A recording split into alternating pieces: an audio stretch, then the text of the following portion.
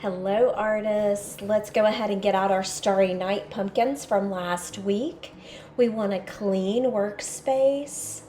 We also need these supplies for right now, some watercolors, water, and a paintbrush. This is only if you used watercolor paper or painting paper last week.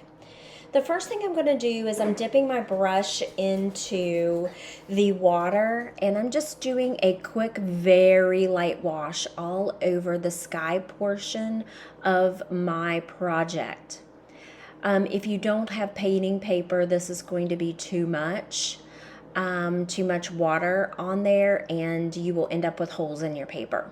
So this is a wet on wet technique that we use whenever we have watercolors. And it allows you to have a more muted look in your sky, but it also allows you to control where the paint goes a little bit better. So what I'm doing is I'm just adding blue for that sky because we want it to at least be inspired by or look inspired by the Starry Night portrait from Vincent van Gogh. And so I'm just doing a really quick, simple, easy wash over top of all of the sky. And you're noticing here that you're seeing that the wax of the crayon is resisting the watercolor paints. And so the yellow and the white is really coming out in this portrait.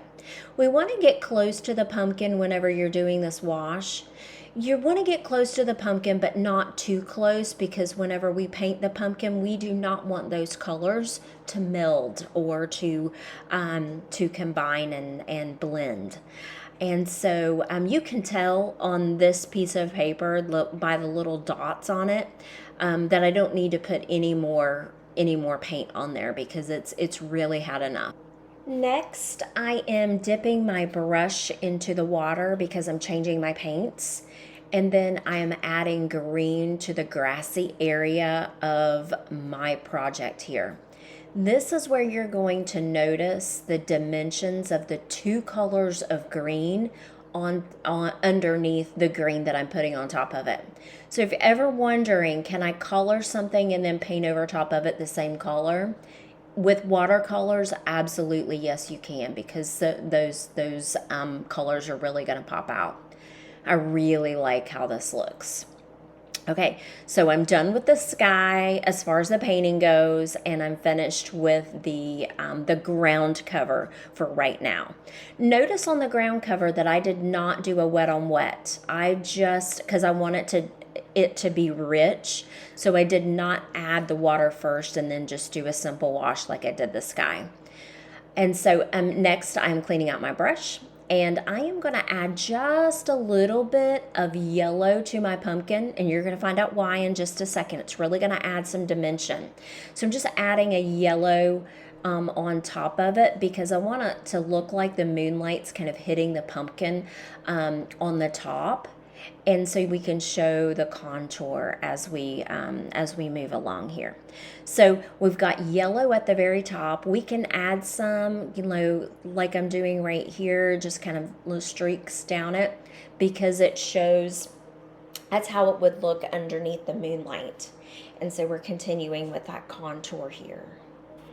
And next I am changing my brush into the water and adding some orange, the traditional orange for the pumpkin. I'm starting light. I can add more if I need to, but if you start light, you can add more. If you put too much paint on your pumpkin, you can add just a little bit of water just to kind of dilute it just a little bit. We don't want to do that too much because the pumpkin is the focal point. So painting that orange.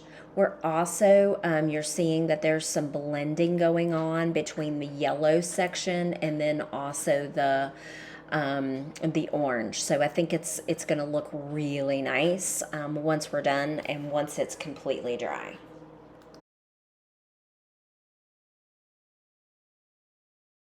Just because the painting is dry doesn't mean that we're finished yet. We are going to need these colors of oil pastels. you're going to need like a red or an orange, a yellow, and a black or a brown. Okay, just some warm colors. What we're doing now is we're going to take these oil pastels and we're going to go back over and shade the parts that might be a little bit darker to where it looks like the pumpkin has a little bit more dimension. And so notice that I'm staying pretty much around those lines that I already have. Okay, so it's going to be heavier at the bottom and on the sides than it is in the middle because we want it to look like the pumpkin is shining underneath that moonlight. So just experimenting with just some different types of colors with different oranges, maybe like a light red. I'm adding some yellow, and I think this one was called like a mustard yellow. It doesn't have to be bright, but if that's all you have, definitely use it. Because next, what we're going to do is we're going to take our finger and then we're going to blend those colors together with our finger. And this makes such a big difference with the pumpkin.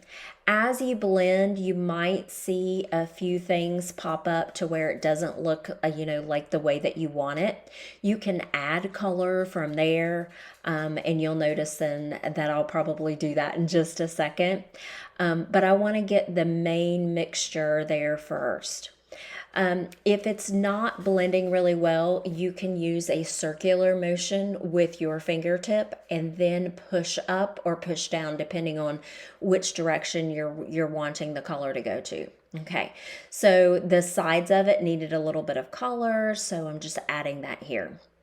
And then again, blending some more with my fingertips. Okay, the original crayons that I used, they're pretty much set on there. It's the oil pastels that can blend and move because it's a softer material. That's why we did the crayon first and not the oil pastel.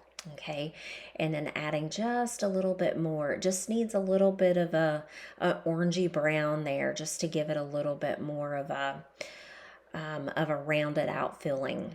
I really like a lot of yellow at the top and then the orange and the reds in the middle. I think that adds just so much to it. So I think that's really neat. After you get all of these parts blended, we are going to take our black crayon one more time. It can be a brown crayon too if you prefer.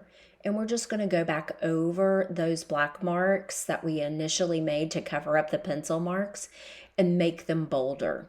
This is going to make the pumpkin stand out even more so that it contrasts against the orange and the yellows and the blended parts that we've already done. After you are done tracing over these, this covers up all those pencil marks. After you are finished, a little trick that we do for oil pastels is if you have a very, very fine mist hairspray, you can lightly spray about 10 inches away from the pumpkin and it will set the oil pastels to where that they won't smear even further. Just a little trick there for you. I hope you love your Starry Night pumpkins and I can't wait to see them. Go ahead and submit them to me when you're finished. I'll see you soon.